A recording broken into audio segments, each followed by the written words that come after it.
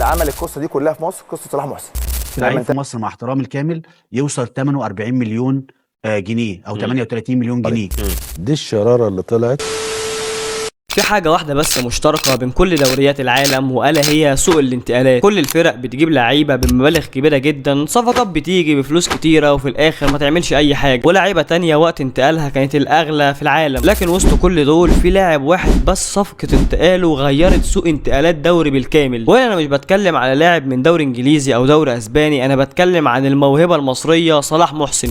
الصفقة الأغلى واللي حديث الشارع الكروي في مصر دلوقتي هو صلاح محسن، اللاعب الصاعد اللي ما كملش لسه يمكن 20 سنة، لكن مطلوب فيه ارقام خزعبليه. ازاي صفقه لاعب عنده 19 سنه قدرت تغير سوق انتقالات دوري بالكامل؟ فايه اللي حصل وازاي حصل؟ اعمل بقى لايك واعمل اشتراك عشان احنا راجعين بقوه الفتره الجايه ان شاء الله. وتعالى اقول لك، تعالى نرجع بالزمن شويه لسنه 2015. في الفتره دي كان المسيطر الاول على سوق الانتقالات هو قطبي الكره المصريه الاهلي والزمالك، وكانت اسعار الصفقات عاديه. فكانت اغلى صفقه في الوقت ده هي انتقال الجابوني مالك ايفونا من نادي الوداد المغربي للنادي الاهلي بصفقه كلفت النادي 17 مليون جنيه. عايزك تفوق معايا كده وتاخد بالك ان دي صفقه لاعب اجنبي كلفت النادي 2.5 مليون دولار، يعني بما يعادل من 15 ل 20 مليون جنيه وقتها، وده كان رقم خيالي في الوقت ده. والنادي الاهلي كان وصل لحوالي 1.5 مليون دولار، الزمالك وصل 1.8 مليون دولار. وفي الناحيه الثانيه بقى الزمالك يسكت؟ لا طبعا. فالزمالك بدا تدعيم الفريق بلاعب زي محمود عبد المنعم كهربا ب 6.5 مليون جنيه. طب يسكت الزمالك خلاص؟ لا طبعا. عد معايا بقى اللعيبه اللي الزمالك جابها: محمد سالم وشريف علاء من المقاولين العرب، وابراهيم عبد الخالق من سموحه، احمد حمودي من بازل السويسري عن طريق الاعاره، احمد حسن مكي من حرس الحدود، محمد عادل جمعه من المصري، ومحمد ابراهيم اللي كان راجع من البرتغال وقتها. وكل ده كان تدعيم عشان يفضل الزمالك في المنافسه المحليه، لان الزمالك الموسم اللي قبليه كان هو بطل الدوري. فلو جيت بصيت على قيمه اغلى الصفقات وقتها هتلاقيها من 5 ل 10 مليون جنيه، وده كان سقف السوق وقتها. فان فريق يدفع فوق ال 17 مليون جنيه الاعلام قعد ايام يتكلم عن الصفقه. لكن هل الناس دي كانوا عارفين ان بعد كام سنه الاسعار هتبقى زي ما هنشوف بعد شويه؟ ما اعتقدش. ومع دخولنا بقى لموسم 2016 الاهلي والزمالك بداوا يجيبوا صفقاتهم، لكن كان نصيب الاسد لصالح الاهلي وقتها بعد ما تعاقد مع المهاجم النيجيري جونيور اجاييه قادما من الصفاقس التونسي بصفقه كلفت النادي 25 مليون جنيه عشان تكون هي اغلى صفقه في سوق الانتقالات في 2016 والاغلى في تاريخ الدوري المصري. لكن الاهلي ما يكتفيش باجاي ويجيب مروان محسن من الاسماعيلي ب 10 مليون، وميدو جابر من مصر المقاصه ب 9 مليون جنيه، وعلي معلول من الصفاقسي ب 7 مليون جنيه. يا حبيبي معلول 7 مليون دلوقتي يا دوب اللاعب بياخدهم بس عشان يرضى يتكلم معاك. والزمالك الناحيه الثانيه قرر انه بدل ما يجيب نجم واحد بسعر غالي، مرتضى منصور قال لا نجيب اكتر من لاعب، وبالفعل الزمالك اشترى فرقه كامله. فعد معايا: النيجيري ستانلي من وادي دجله، احمد جعفر من بتروجيت، محمود دونجا من المقصه، محمد ناصف من انبي، شوقي السعيد من الاسماعيلي، وصلاح ريكو من اتحاد الشرطه، محمد مسعد من المقصه، وعلي فتحي من المقاولين العرب، اسامه ابراهيم من انبي، وحسني فتحي من المقصه، ومحمد مجدي من المصري، واخيرا محمود حمدي الونش من طلائع الجيش.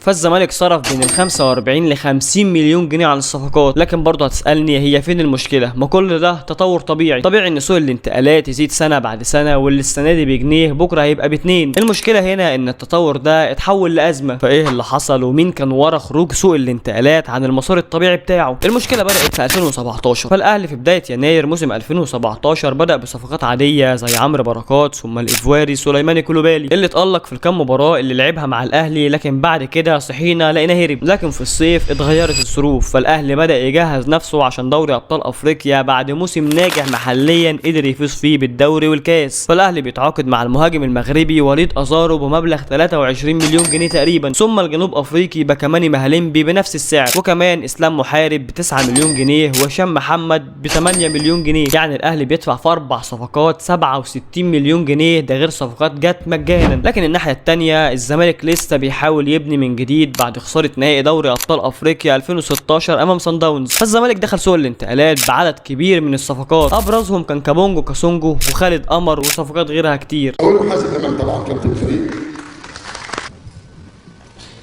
ابراهيم عبد الخالق، خالد قمر. احنا بينا منتخب الوطن العربي، عندنا نيجيريا وعندنا غانا وعندنا كوت ديفوار وعندنا سوريا وعندنا مصر وعندنا طنطا وعندنا المنصوره ولكن بالرغم من كل الصفقات اللي عملها الزمالك دي لسه السوق محافظ على سقف الصفقات، والصفقه الكبيره لسه سعرها ما عداش ال 25 مليون. وطبعا مع نهايه موسم 2017 كان باين ان الاسعار بترتفع سنه بعد سنه، لكن لسه عاديه ومحدش لسه وصل لاسعار مجنونه. ولكن اللي محدش كان متوقعه ان اول سوق انتقالات في 2018 هيقلب كل الموازين بالشكل ده.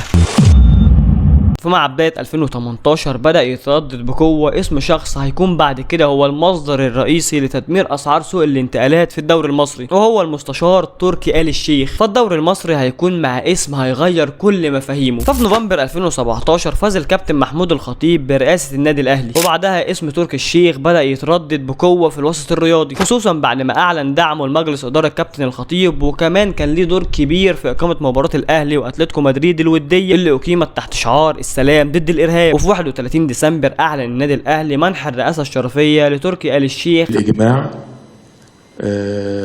بتنصيب الاستاذ تركي آل الشيخ رئيسا شرفيا للنادي الاهلي، عشان يكون تاني رئيس شرفي سعودي بعد الامير عبد الله الفيصل اللي حصل عليها سنه 1981. وفي الوقت ده كانت العلاقه بين الطرفين كانت في اعلى مستوياتها، وكمان الجمهور كان شايف ان وجود اسم زي تركي آل الشيخ في النادي قادر يمول كل مشاريع النادي اللي النادي محتاجها. لكن هل فعلا الراجل ده هيمول المشاريع ولا ايه الكلام؟ لا انا هقول لك على حاجه واحده بس، اللي يلعب معانا يستحمل.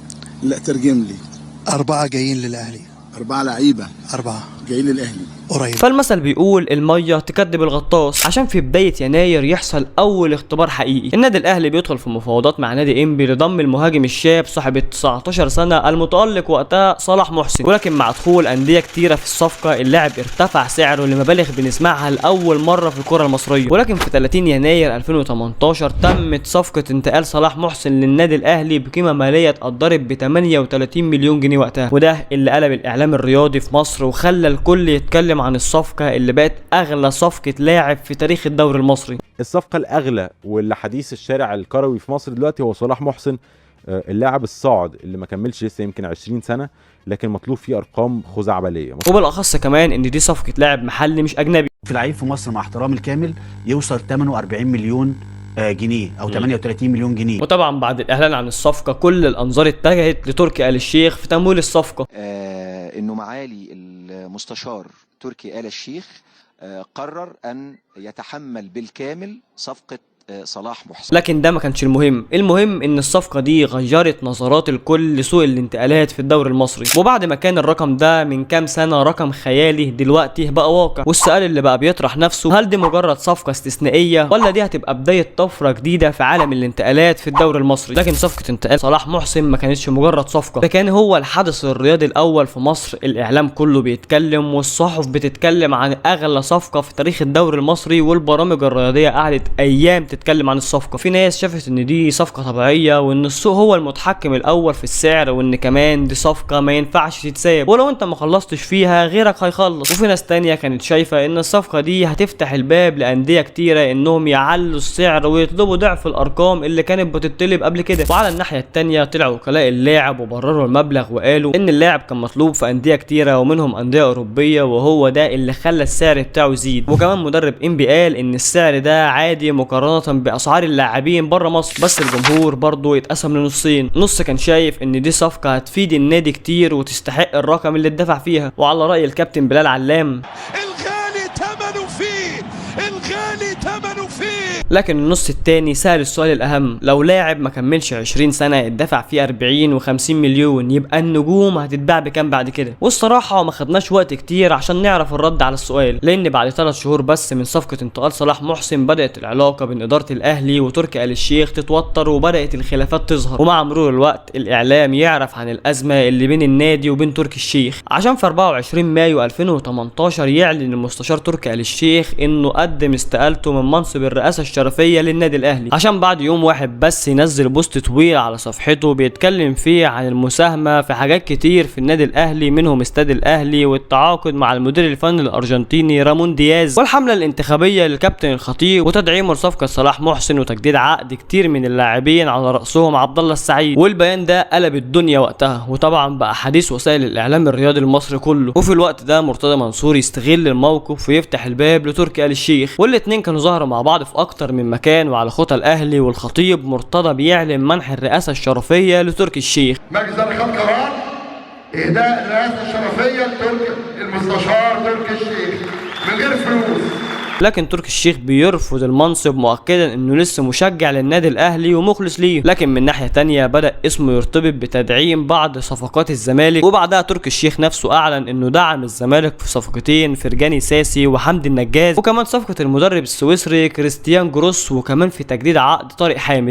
دعمنا الزمالك بفرجاني وجروس والنجاز، وفي التجديد مع طارق حامد، وكل الحاجات اللي حصلت لنادي الزمالك. كل الاحداث دي خلت اسم تركي آل الشيخ من مجرد داعم للنادي الاهلي الى الاسم الاول في تدعيم الكره المصريه، وبقى خلاص اي صفقه كبيره بتحصل في مصر وراها اسم واحد وهو تركي آل الشيخ. لكن كل الاحداث دي كانت مجرد بدايه، عشان في 28 يونيو 2018 اعلن المستشار تركي آل الشيخ شراءه لنادي الاسيوطي بصفقه بلغت قيمتها ل 5 مليون دولار، عشان بعدها يختفي اسم الاسيوطي من الدوري المصري ويظهر لنا اسم جديد واللي هو بيراميدز او الاهرام وقتها. ومع البدايه الاهداف كانت واضحه، احنا مش جايين ننافس مع الفرق اللي تحت، احنا جايين ننافس على لقب الدوري. لكن انك تفوز بلقب الدوري وسط الاهلي والزمالك مش بالسهوله دي، فكان لازم تركي يدخل بسوق انتقالات عمر الدوري المصري ما شافه قبل كده. وفعلا خلال اسابيع بس الصفقات بدات تنهال على الفريق بشكل غريب واحد ورا واحد. عبد الله السعيد من الاهلي، واحمد الشناوي، واحمد توفيق، وعلي جبر من الزمالك، عبد الله بكري ورجب بكار والمهدي سليمان من سموحه، ومحمد مجدي قفشه من انبي، غير صفقه عمر جابر اللي جه من لوس انجلوس ب 100 مليون جنيه، وكمان صفقه البرازيلي كينو اللي كلفت النادي وقتها 8.5 مليون يورو، يعني ما يعادل ال 166 مليون جنيه مصري، عشان كينو يدخل ويبقى اغلى لاعب في تاريخ الدوري المصري كله. وده طبعا غير لعيبه تانية كتير. فلك ان تتخيل ان موسم انتقالات بيراميدز في 2018 عدى ال 50 مليون يورو، وده كان اول مره يشهد الدوري المصري الارقام المرعبه دي في سوق الانتقالات. لكن كل ده فتح باب تاني. قبل بيراميدز كان النادي اللي بيطلب 20 او 30 مليون جنيه كانت الناس بتقول وقتها ان ده جنون وان الارقام دي ارقام خياليه، وده ظهر في صفقه صلاح محسن لما 40 مليون جنيه قلبوا الدوري المصري كله. لكن بعد بيراميدز الانديه بقت بتطلب 40 و50 مليون ويقولوا ان ده طبيعي، وبما ان في فريق بيدفع 60 و70 و100 مليون جنيه في لاعب يبقى طبيعي الانديه تعلي الاسعار. وكمان اللعيبه بدات تقول ان انا كمان لازما قيمتي السوقيه تزيد، وهنا ظهر وكلاء اللاعبين بقواعد جديده مبنيه على حاله سوق الانتقالات، والصفقه اللي كانت قبل كده جنون دلوقتي بقت حاجه طبيعيه خلاص. وهنا هنرجع لعنوان الحلقه، مين اللي دمر اسعار سوق الانتقالات في الدوري المصري؟ هل فعلا بيراميدز كان هو السبب الرئيسي لتدمير سوق الانتقالات المصري، ولا بيراميدز فتح الباب قدام طوفان كان محتاج بس ان حد يحرره؟ ولكن بعد كل الصفقات اللي عملها بيراميدز دي، وانه كسب الاهلي رايح جاي وخرجه من كاس مصر، وكمان فاز على الزمالك، لكنه خلص الموسم بدون اي بطوله وخلص الدوري في المركز الثالث. وده بقى كان فشل لان اغلبيه الصفقات وكمان الصفقات الاجنبيه اللي جت ما عملتش حاجه، يمكن ما لفتش الانظار غير البرازيلي كينو، هو كمان اللاعب الوحيد اللي كمل الموسم للنهايه. لكن باقي اللاعبين اللي خرج اعاره وبعد كده اتباع نهائي زي بينافينتي اللي جه من بلجيكا ب 6 مليون يورو، وبعد اقل من موسم خرج اعاره لنانتي الفرنسي وبعدها رجع بلده تاني. واغلبيه صفقات بيراميدز وقتها لعبت اقل من موسم وبعدها مشيت. لكن بالرغم ان الصفقات مشيت فضل اسعار اللاعبين زي ما هي ما اتغيرتش. وبعد موسم 2019 الدوري المصري دخل في مرحله جديده وهي التضخم والتزايد المباشر، وان الدوري بقى بيخرج في الصفقات فلوس اكتر من اللي بتدخله. فدلوقتي خلاص المنافسه ما بقتش واقفه على الاهلي والزمالك بس، في منافس شرس اسمه بيراميدز موجود معاهم، منافس مجرد وجود اسمه بس في اي صفقه قادر يرفعها للضعف، وده خلى الصفقات بلا اي نفعه. وده اللي شفناه في صفقات زي محمد رضا بوبو وعمر الساعي، لعيبه تألقت موسم وبعد كده بدات العروض تنهال عليهم عشان توصل ل 30 و40 و50 مليون جنيه. فلاعب لسه في بدايه مشواره اتحط تحت ضغط انه رايح نادي كبير بصفقه كلفت النادي ملايين عشان اللاعب من كتر الكلام ينسى الكوره، وده خلى الصفقات تدخل نفق مظلم بوظ الدنيا اكتر. فالانديه ما بقتش تجيب اللاعب عشان هي محتاجاه، لا بقت تجيبه كيد في المنافس حتى لو اللاعب مالوش مكان او هيفيد الفرقه. فتلاقي النادي بيروح يجيب لاعب في عندي في مركزه منه 2 و3 بس بروح واجيبه بعشرات الملايين لمجرد ان المنافس ما ياخدوش، او عشان اعمل فيديو تقديمي للاعب يخلي السوشيال ميديا تتكلم عنه الايام.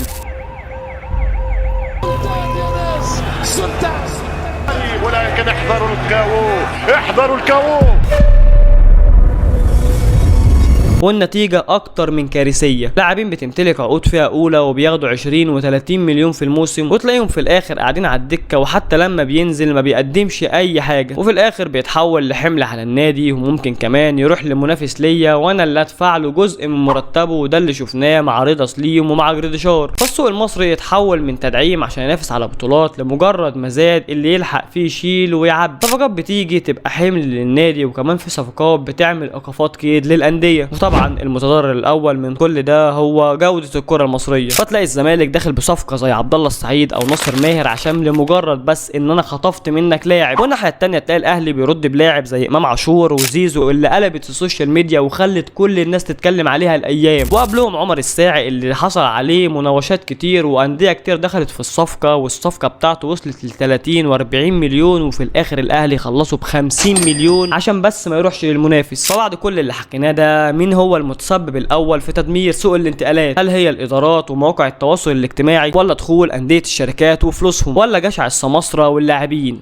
لكن الاكيد ان بعد صفقه صلاح محسن في 2018 الدوري المصري معرفش يرجع زي ما كان. هستناك بقى تسيب لي رايك تحت في التعليقات، وتقول لي مين هي الصفقه اللي دمرت الكره المصريه فعلا، وايه هو كان السبب. وما تنساش بقى تعمل لايك وتعمل اشتراك عشان تشوف الحلقات الجايه، وسلام.